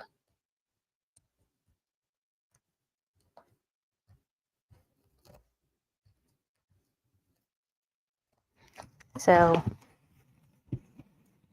I am just kind of poking through this gently and getting some of these bobbin threads cut. And then I'm going to go on the front and use my tweezers and see if I could pull out some of this gray thread. So it's a good thing my thread broke. At least now I only got to fix one of these storks.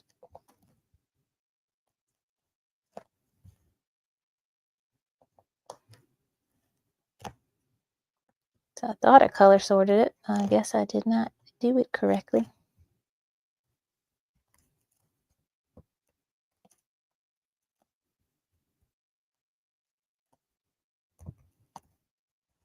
Okay, so I cut a bunch here. So now let's turn it over and see if I can pull out these stitches with my tweezers.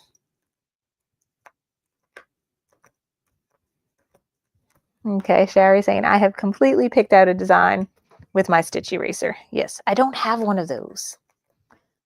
So they have something called a stitch eraser. And to me, it looks like a men's beard trimmer.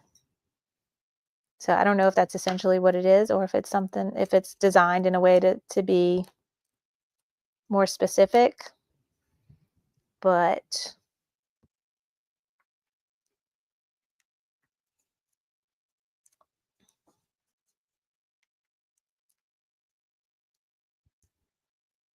okay.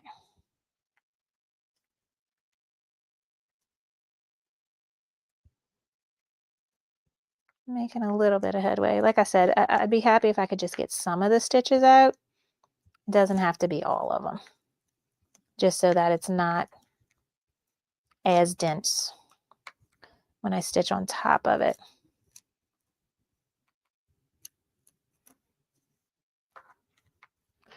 Oh, today's a good day. This is what happens when I try to do things spur of the moment. My cameras go out and I stitch the wrong color.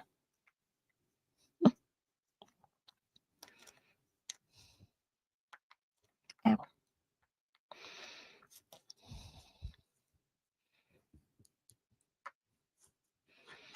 All right, Chelsea's going to owe me some babysitting time or something for this.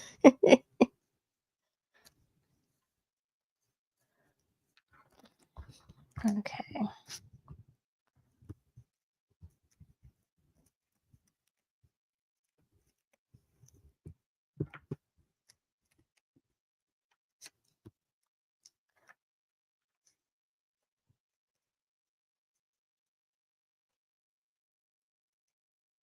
Ooh, this thing is a hot mess.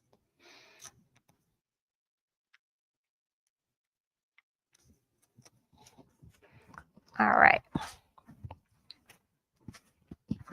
I am making a bit of a mess of things. It's fine. It's all fine.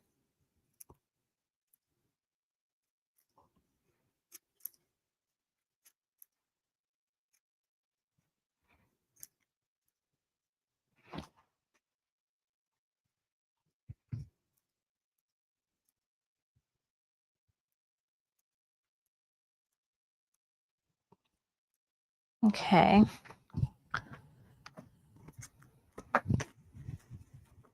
That's from off the front. Let me see if I could go back to the back now and pull out more.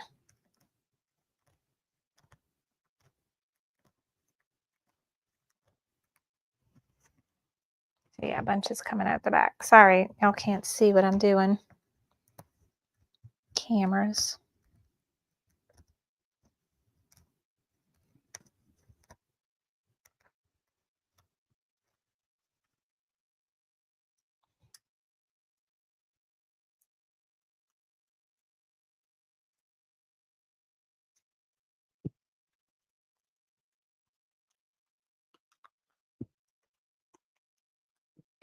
Okay, so this is, where's the camera? There it is. This is kind of where I'm at now. I'm just going to keep pulling and poking, cutting this until I get it somewhat good. I think now it's just more getting all the fuzzies off of it.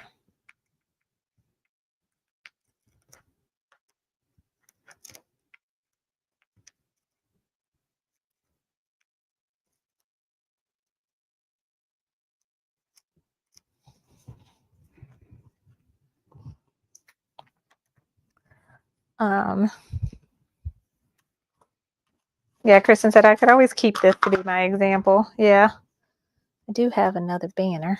As I've done started this now. I got to finish it. Worst case is if this doesn't look great when I'm done, I may go ahead and just restitch it on the other banner. Because I do have that one.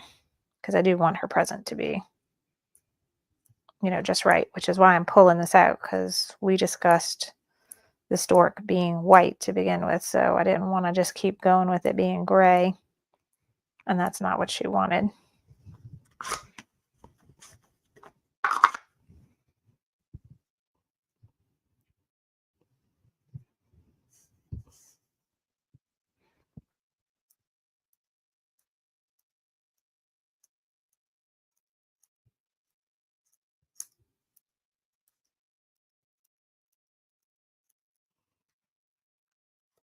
Do I have a lint shaver?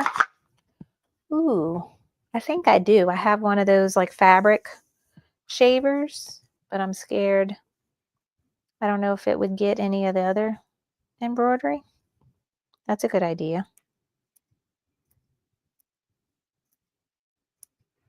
But it is downstairs, so it's not handy at the moment.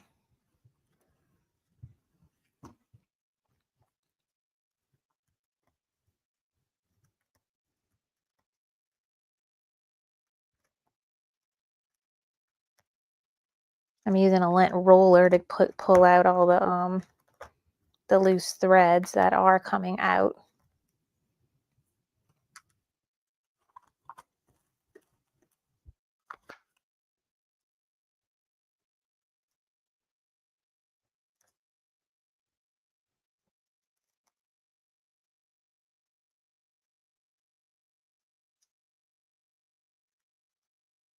All right.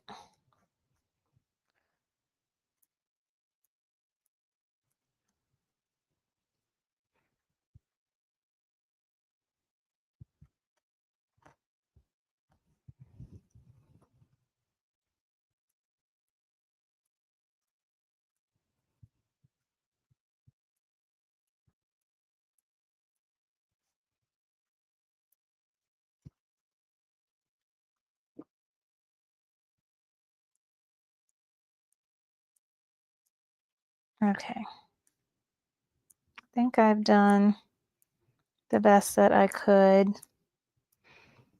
And have enough threads out so that it should definitely be less dense. And I'm just trying to make sure there won't be any fuzzies poking up.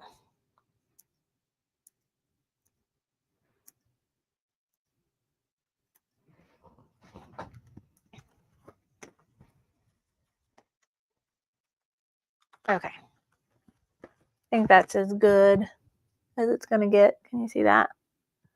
So the outline is still there, but the fuzzies. And then the other side, it was still just doing like the, what's the word? I've lost the word completely. Like the stabilizing stitching behind the fill stitch. So let's go back to the machine and see how I can back this up and fix it to where it is stitching the right color.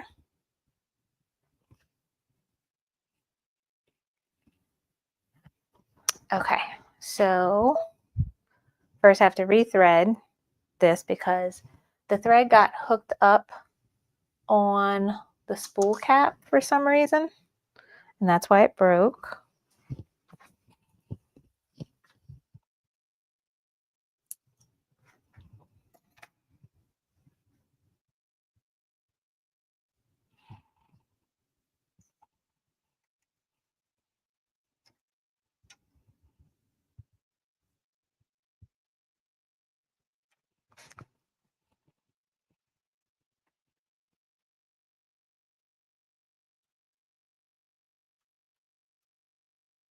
Okay, and I am on the right needle, so I could press the needle threader button. Okay, so now it's threaded. Now let's back up a whole step. So that's the pink. Okay, so there's the white. There's the beginning of that step. Okay. Now I'm going to go to the spool with the magnifying glass and change that to be needle number 6. Okay. So that's the birds. The birds are now going to use needle number 6, and it's going to start stitching it.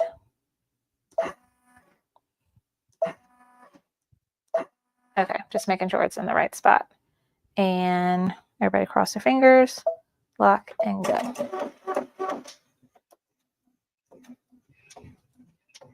They still have like some fuzzies, but I'm hoping the underlay, that's the word I was looking for, the underlay of the fill stitch will like knock down those fuzzies and you won't notice.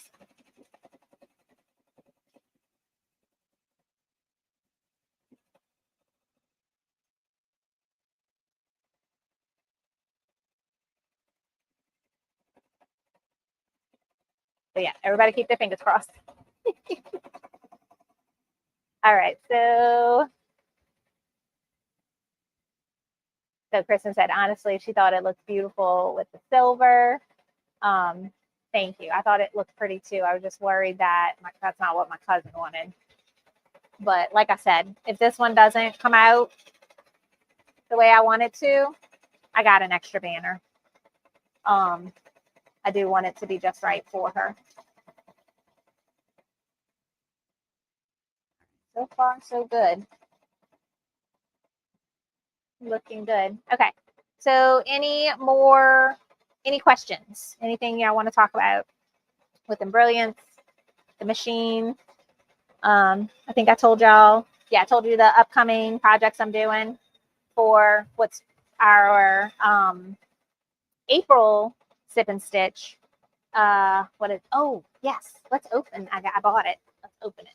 Okay, so April sip and stitch is going to be after Easter, the Friday after Easter, I think. Let me look at the dates. The 25th. So April 25th is our normal scheduled April sip and stitch. And my idea was to make like a cute tote bag for books for like either book club or the library or things like that. And one of the things I wanted to show you, because bags can be difficult on a flatbed machine, I found I have some, and they've been around for a while, but they're specialty tote bag blanks from Kimberbell. And what makes them cool is that the seams are open so that you can lie it flat on your embroidery machine and embroider on it, and then just do a straight stitch on your sewing machine and sew the sides right back up. The sides are finished. So, but when I looked on Kimberbell's website and Amazon, who usually has them, they're out of stock. The tote bag blank is out of stock. And I'm like, really? One time I want to do a class and show you. But I found a quilt shop on Etsy, I'm pretty sure, that had some in stock. So I ordered some and I just got it in the mail. It's called Happy Little Quilt Shop. Let's see, I'm bad at holding things for a camera. So I ordered it directly from them. And but I want to say they only had like 4 of them in stock. But after I did all that, I did find that my girlfriend's quilt shop has the tote bag in stock, but they didn't have this buffalo check one. They had just the plain one, and I think a green one and a gray one. But they're all made the same, so I wanted to show you what they are. Mine just came in the mail yesterday. And then I went to Hobby Lobby and bought some bags to see if we could do it with a bag already made and like rip the seams and embroider it and then sew it back up. So this is, back up. This is what it looks like when you take it out the bag. It's a tote bag, but it's not sewn up on the sides. But what you will notice is the sides are serged.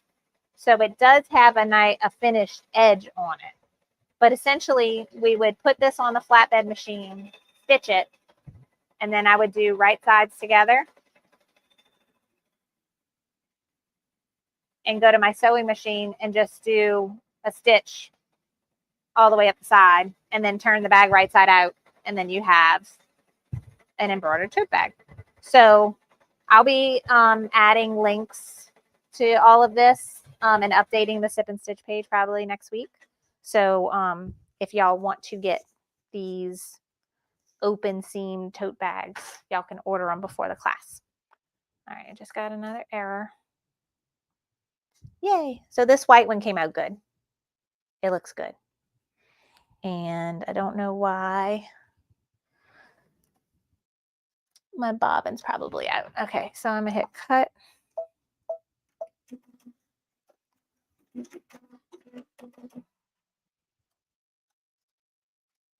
Yeah, my bobbin is out.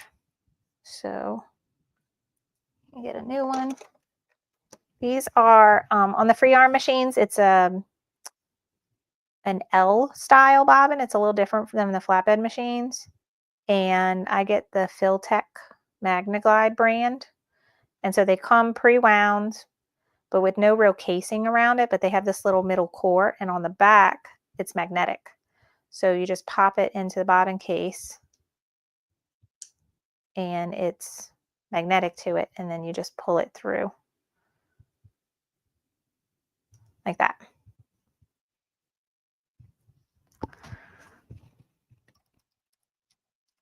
That's in. And just like when the thread broke, when we change our bobbin, we want to go ahead and back up a few 20 or 30 stitches and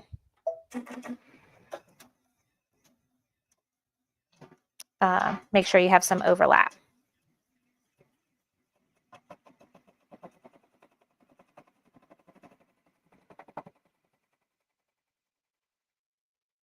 Yeah, I think the stork, I don't know how.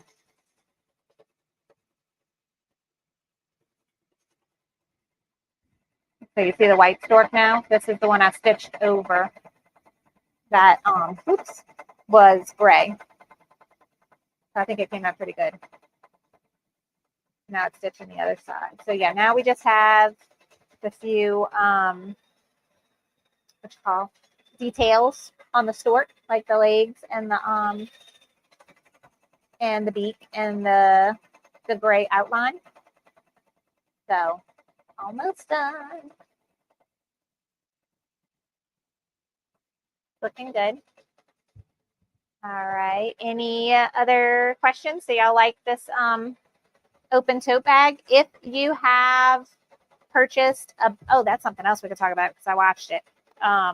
If you've ever gotten a Bella box before, and one of my old Bella boxes, they had this tote bag blank inside of it to where it was open seam, embroider on it, and then sew it back up. So speaking of the Bella box, that is a embroidery subscription box from Kimber Bell and Me Time that comes out twice a year. And the spring one was just announced, I think on Monday, and they showed a preview of what's inside of it. And I do this every time. I have a subscription to it, and I have several of them in my craft room where I have not done the projects in them. And so I was like, when you have a subscription, you can skip. So I can keep my subscription to it, but I can skip this box if I wanted to and wait for the fall Christmas box to come out.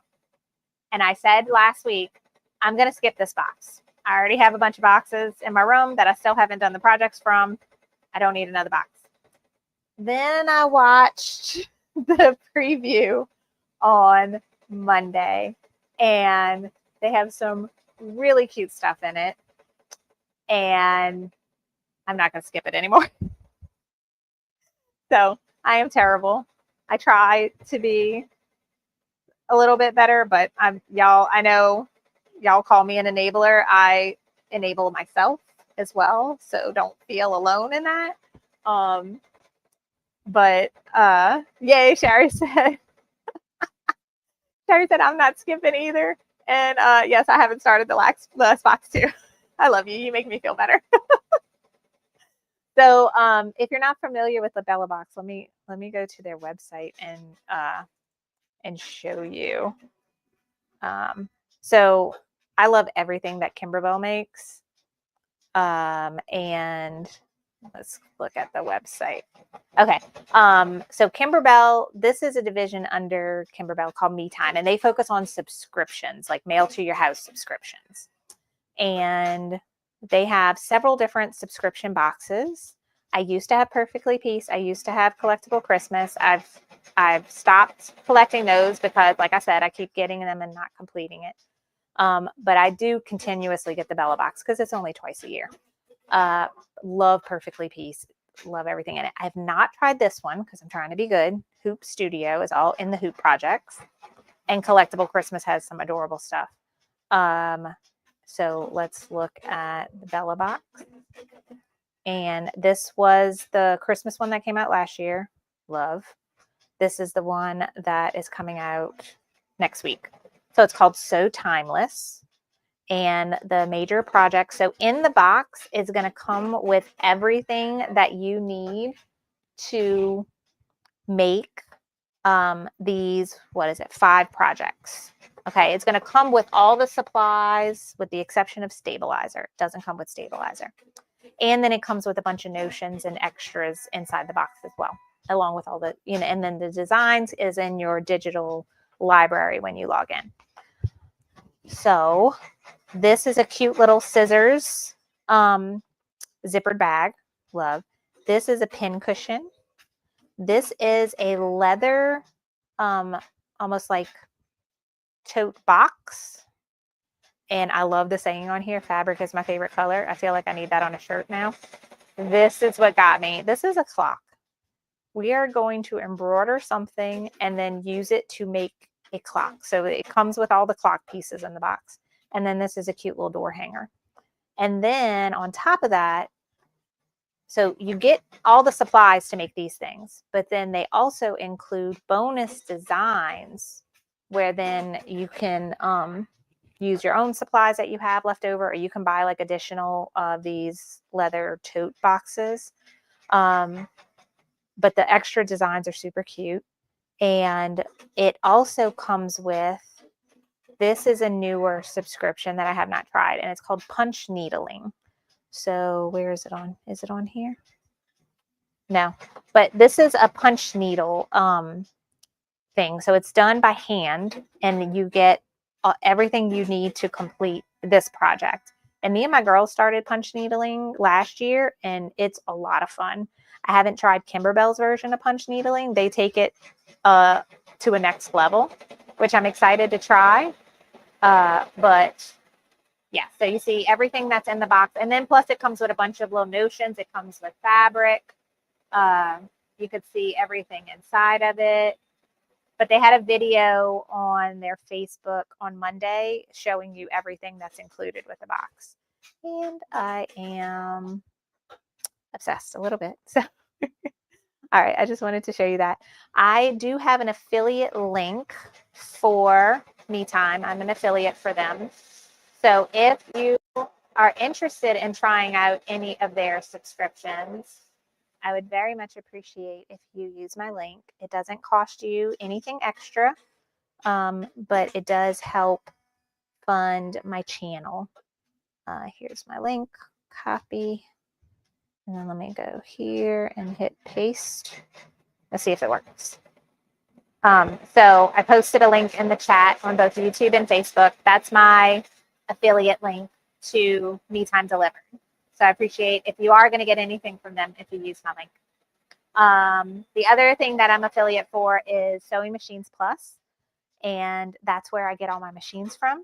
And if you have any interest in this machine or any other machine that they offer, I have a sales person that helps specifically with any of my followers and viewers, and her name is Jean. And this is her direct phone number to Sewing Machines Plus. And I have it in the description below. I also have her email in the description if you just want to email her, tell her what you're interested in, tell her your phone number, and then she'll call you back when she has time. But she is the only salesperson at Sewing Machines Plus that can take my referrals. She is wonderful. She will help you with answering any questions. She will give you any advice on things she thinks that you might need with your machine. And she helps with financing. They do offer 0% financing when it's available. And if you buy any accessories with your machine, I have a coupon code with Sewing Machines Plus that Jean can apply to any of your other purchases. Unfortunately, the coupon code doesn't work with discounting the machine itself, but it does on all of your accessories and anything else that you want to get with it. So that's my friend Jean, Sewing Machines Plus. Make sure you contact her if you need anything from Sewing Machines Plus. All right.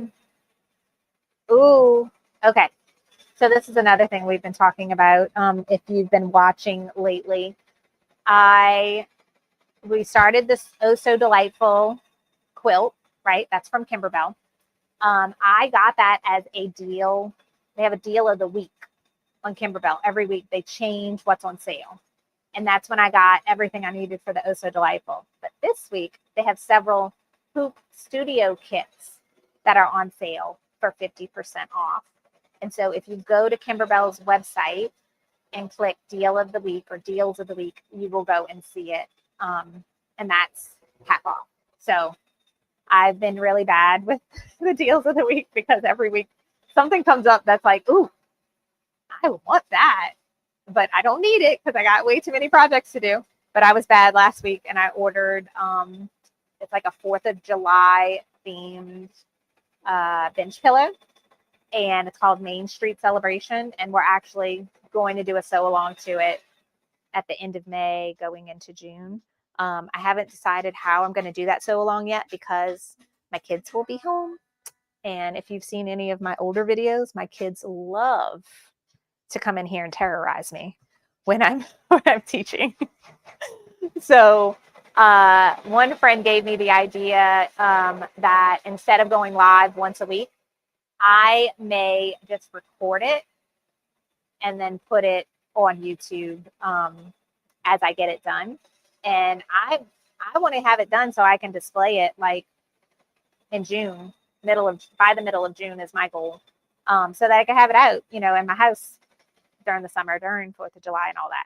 So I might knock it out like in a few days and just record each block as we make it and then post them on YouTube. So that those might not be live and once a week and everything, but then we'll go back to the once a week tutorials, maybe after the kids go back to school in August. And I want to make the Halloween Kimberbell quilt. I think it's called Candy Corn Quilt Shop. So that's going to be fun. But y'all, look at this. It's so pretty. I'm so glad I was able to change the light on the short. It didn't seem to mess up at all. So that is super good. All right, I think we're almost done. And there's really no cleanup for this project. All we're going to do is unhoop it and rip the tearaway off the back. And if there's any hoop marks from the magnetic hoop, I might just wet the banner where they are and smooth it out and everything.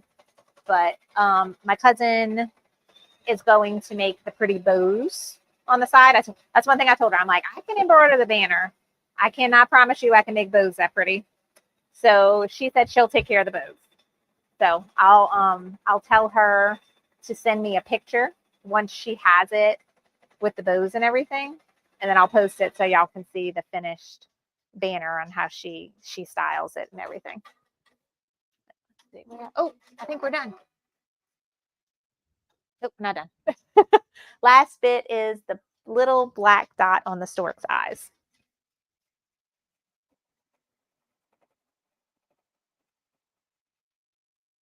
And now that eye's done, and it's going to jump to the next one.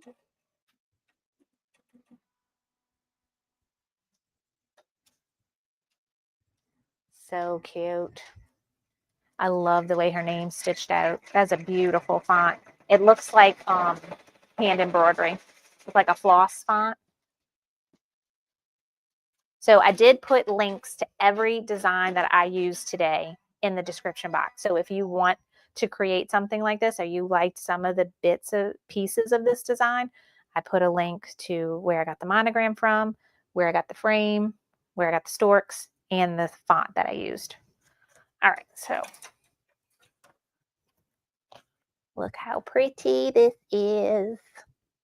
It's so pretty. All right, so now I'm just gonna pull this off. With these magnetic frames, I do try to be mindful to not have it too close to my computer and my phone. So I'm gonna hook it over here on my machine, and when I'm storing them, I put, let's see, I do, so this is the front and this is the back. I have the back hooked like this. So it's like the, what's the word? The magnetic force is weaker than if you put it together the way it's supposed to go. And this is how you should store your mighty hoops when you're not using them. I think I did that right. Or I'm supposed to do the opposite. I'm supposed to do wrong sides together. Yeah, wrong sides together is even less force, like that.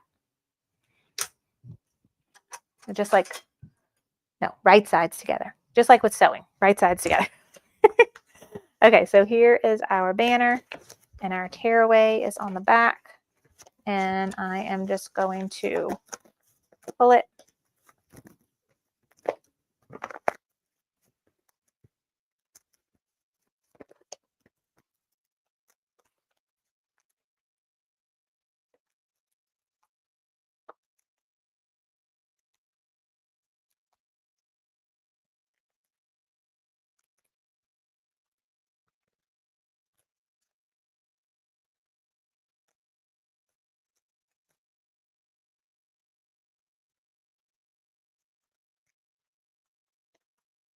Okay.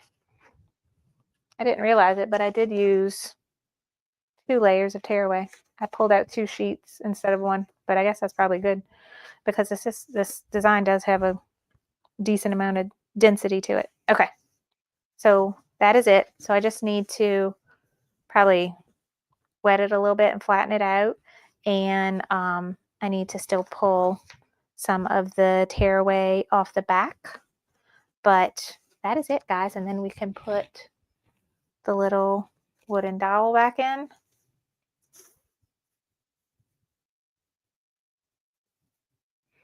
And the yarn hanger. And now I can call Chelsea and tell her her banner is finished.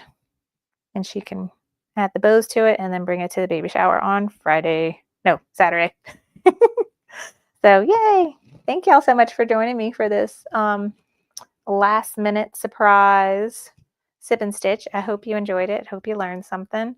Like I said, that I'll be back tomorrow for our quilt sew along, and next week on Sewing Machines Plus, I will be teaching how to add the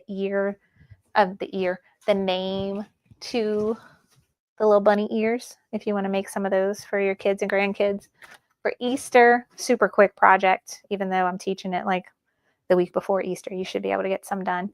And then I'll be back on the 25th for our April sip and stitch. So that's it for today, guys.